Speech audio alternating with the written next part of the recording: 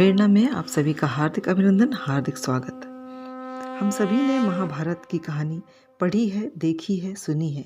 यह केवल धार्मिक महाग्रंथ होने की वजह से प्रसिद्ध नहीं, इसकी लोकप्रियता का कारण इसमें होने वाली रोचक घटनाएं, भीष्म, युधिष्ठिर, द्रोणाचार्य, महाचरित्र तथा युद्ध क्षेत्र की लड़ाइयाँ इसे एक संपूर्ण साहित्य बनाती हैं।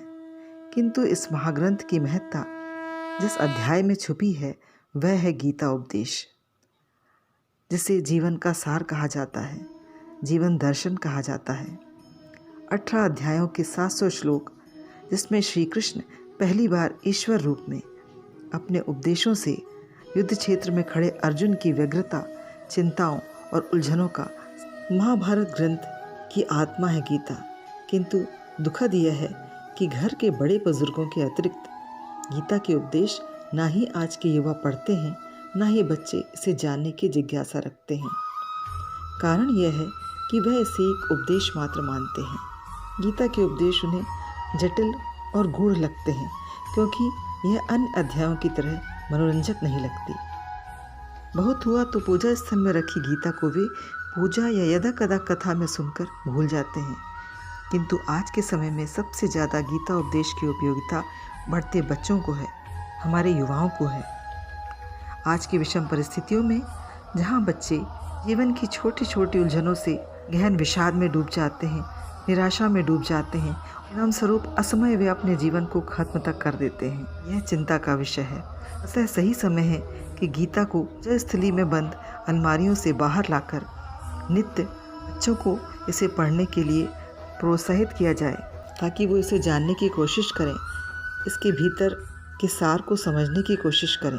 गीता के उपदेश उनके लिए न केवल गुरु, सखा, मित्र साबित होंगे, बल्कि वक्त पड़ने पर यही युवा आगे चलकर कृष्ण की तरह परिवार, समाज को, देश को अंधकार से निकालने में सहायक होंगे।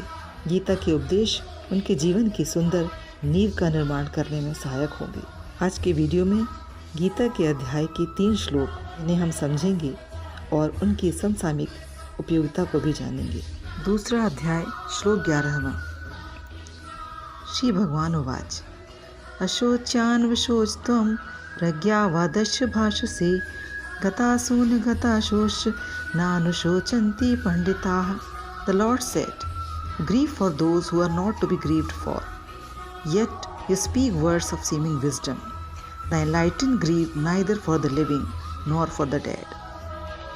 श्री कृष्ण अर्जुन से कहते हैं कि हे अर्जुन, तू उन लोगों के लिए शोक कर रहा है जिनके लिए शोक नहीं करना चाहिए और बुद्धि की बातें करता है। ना ही शोक उनके लिए किया जाए जो जीवित हैं, और ना ही उनके लिए जो जीवित नहीं हैं। ना त्वेवहं जातु नासं ना त्वं नेपे जनाधिपाः ना चैव ना भविष्यामः सर्वे वयं तः परम्। At no time was I non-existent, nor thou, nor these chiefs of men, nor shall any of us ever cease to be hereafter. Shri Krishna कहते हैं, ऐसा कोई समय नहीं था जब मैं नहीं था, या तुम नहीं थे, या ये प्रबुद्ध जन नहीं थे, या ऐसा कोई समय भी नहीं होगा जब मैं नहीं होऊंगा, या तुम नहीं होगे, या ये लोग नहीं होंगे। देह के नष्ट होने से आत्मा कभी नष्ट नहीं होती।